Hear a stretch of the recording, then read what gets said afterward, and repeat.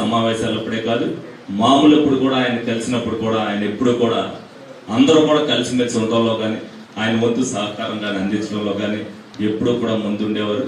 ఆయన మాకు కూడా గత 3 సంవత్సరాల్లో అనేక సందర్భాల్లో ఆయన దగ్గర సలహాలకి సూచనలకు వచ్చినప్పుడు ఆయన కూడా సూచన చేయడం జరిగింది.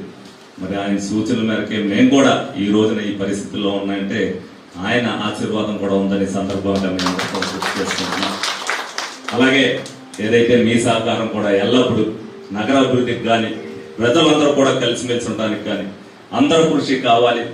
అందరూ కూడా ఏకాభిప్రాయంతో ఉండనప్పటికీ కూడా అందరూ కూడా ఏ వ్యత్యాసం లేకుండా ప్రజల కోసం ఒక మెట్టు దిగిన అందరూ కూడా సర్దుకుపోవడం చేయాలని మనస్ఫూర్తిగా కోరుకుంటూ, అలాగే మరి ముందుగా ఏదైతే బిషప్ గారి ఎదురుగా రోడ్డు శాంక్షన్ అయింది ఆ విషయంలో బిషప్ గారు ఎందుకంటే ఎప్పటి నుంచో మరీ ఇదైపోయింది, అంటే మీకు పండగ అవడం వల్ల మొదలు పెట్టడం జరగలేదు.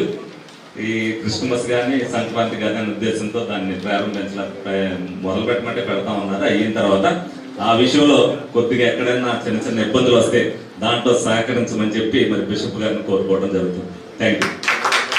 ప్రతిరోజు కూడా ఈ 25 రోజు డిసెంబర్ నెలలో వచ్చేటువంటి ఈ నెల